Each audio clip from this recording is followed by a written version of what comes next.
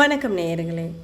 இன்றைக்கி நாம் இந்த நிகழ்ச்சியில் கன்னியாகுமரி மாவட்டம் திருவட்டாறு பகுதியில் இருக்கிற அதிசய ஆஞ்சநேயர் சுவாமி திருக்கோவிலை பற்றி பார்க்க போகிறோம்.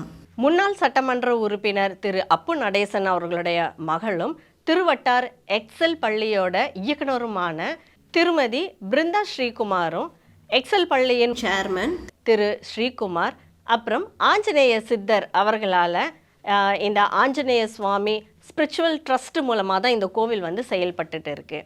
இந்த கோவிலை பற்றி இன்னும் நிறைய விஷயங்கள் தெரிஞ்சுக்கிடணும்னா நான் சொன்ன மாதிரி ஏற்கனவே இந்த கோவிலில் வந்து நிறைய அதிசயங்கள் நடந்திருக்கு. இந்த அதிசயத்தை யார் மூலமாக நடத்தினாங்கன்னு சொல்லிட்டு ஒன்று இருக்குல்ல, அதுதான் திருமதி பிருந்தா ஸ்ரீகுமார் மூலமாக தான் நடத்தியிருக்காங்க. இந்த கோவிலோட கட்டுமான இடம் வந்து எங்கே இருக்குது அப்படின்னா திருவட்டாறு பகுதியில் தான் இருக்குது. இங்கே தான் பிரதிஷ்டை பண்ணணும் அப்படின்னு சொல்லிட்டு திருமதி பிருந்தா ஸ்ரீகுமார் அவங்களோட கனவுல ஆஞ்சநேய சுவாமி வந்து தோன்றி அவர் சொன்னதுக்கு அப்புறமா இந்த இடத்துல வந்து பிரதிஷ்டை பண்ணியிருக்கிறாங்க. இது உண்மையில ஒரு பெரிய கிஃப்ட்டுன்னு தான் அவங்க சொல்லிக்கிட்டு இருக்கிறாங்க. ஏன்னா யாருக்குமே கிடைக்காத ஒரு வரம் எனக்கு கிடைச்சிது, நான் அதனால தான் நான் இந்த கோவிலை கட்டுறதுக்காக நான் முன்னெடுத்து வந்தேன் அப்படின்னு சொல்லிட்டு சொன்னாங்க. நம்மக்கிட்ட நிறைய விஷயம் ஷேர் பண்ணாங்க. அதை நான் 1 by 1 உங்களுக்கு நான் சொல்லிக்கிட்டே இருக்கிறேன், சரிங்களா? இப்போ பார்த்தீங்கன்னா இந்த கோவில் கட்டுனதுக்கு அப்புறமா, அதாவது இன்னும் கட்டுமான பணிகள் இன்னும் முழுசாக முடியல, பிரதிஷ்டை பண்ணதுக்கு அப்புறம் பார்த்தீங்கன்னா நிறைய விஷயங்கள் அதிசயங்கள் எல்லார் வாழ்க்கையிலையும் நடக்க ஆரம்பிச்சிது. இது பற்றி திருமதி பிருந்தா ஸ்ரீகுமார் எழுதிய ஒரு புக்கு இருக்குது, அதுதான் கலியுக அதிசயங்கள். இந்த புக்கில் வந்து எல்லா விஷயமே ரொம்ப விரிவாக ஒரு சீன் பை சீன் கிரியேட் பண்ணால் எப்படி இருக்கும் அந்த மாதிரி தன்னோட அனுபவத்தை வந்து புத்தகமாக எழுதி வெளியிட்டிருக்காங்க. இந்த கலியுக அதிசயங்கள் அப்படிங்கிற புக்கு வந்து கோவா ராஜ்பவனில் கவர்னர் ஸ்ரீதரன் பிள்ளை அவர்கள் வெளியிட கோவா முதல்வர் பிரமோத் கலந்த் அப்புறம் மத்திய அமைச்சர் ஸ்ரீபத் எஸ்ஓ நாயக் அவர்கள் கலந்து கொண்டு அதை வாங்கியிருக்காங்க.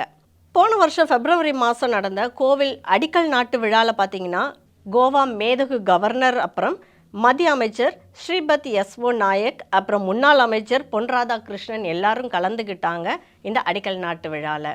அந்த அடிக்கல் நாட்டு விழாவில் பார்த்தீங்கன்னா 3000க்கும் மேற்பட்ட மகளிருக்கு ஆடைகள் வழங்கியிருக்காங்க. அதான் நலத்திட்ட உதவிகள் செஞ்சுருக்கிறாங்க. அது எவ்வளோ பெரிய விஷயம், 1 2 இல்லைங்க, 3000 மகளிருக்கு. பார்க்கவே பிரம்மாண்டமாக இருக்கும் அந்த நிகழ்ச்சி அப்படின்னே தோணுது. அது மட்டும் இல்லைங்க, இந்த கோவிலில் நடந்த ஒரு சிறப்பு நிகழ்ச்சியில் மதுரை ஆதீனம் வந்து கலந்துக்கிட்டு சிறப்பிச்சிருக்காங்க. 2023 மே மாதம் பார்த்தீங்கன்னா நிறைய பகுதிகளில் இருந்து 108 சன்னியாசிகள் இந்த பகுதிக்கு வந்து நிறைய பேருக்கு ஆசி வழங்கியிருக்காங்க. இது உண்மையிலே சன்னியாசிகள் அத்தனை பேரும் வந்த புண்ணிய பூமின்னு சொல்லலாம்.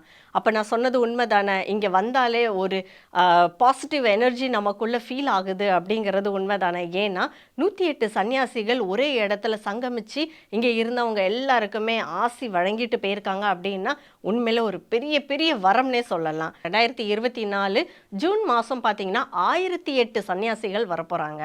1008ன்னா அப்போ பாருங்கள், இங்கே வந்து இருக்கிற எனர்ஜி வந்து பாசிட்டிவ் எனர்ஜி வந்து அப்படியே ஸ்ப்ரெட் ஆகி ஆகி ஆகி உலகம் ஃபுல்லாக ஸ்ப்ரெட் ஆக போகுது அப்படின்னு இப்போவுமே அதுக்கு உண்டான பேஸ் நமக்கே தெரிய ஆரம்பிக்கு. ஏன்னா 108 சன்னியாசிகள் வந்திருந்தாங்க அப்படின்னாலே அந்த இடத்த வந்து நம்ம புண்ணிய பூமின்னு நம்ம சொல்கிறோமே. அப்போ 1008 பேர் வராங்க அப்படிங்கும்போது அதை நம்ம நினச்சி பார்க்க முடியல.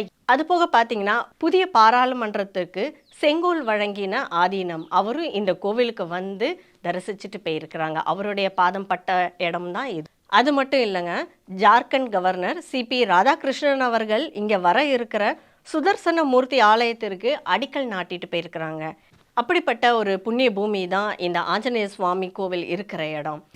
வடநாட்டுக்கு எப்படி அயோத்தி ஸ்ரீராமர் கோவிலோ அதே மாதிரி தாங்க தென்னாட்டுக்கு நம்ம ஆஞ்சநேயர் சுவாமி கோவில்.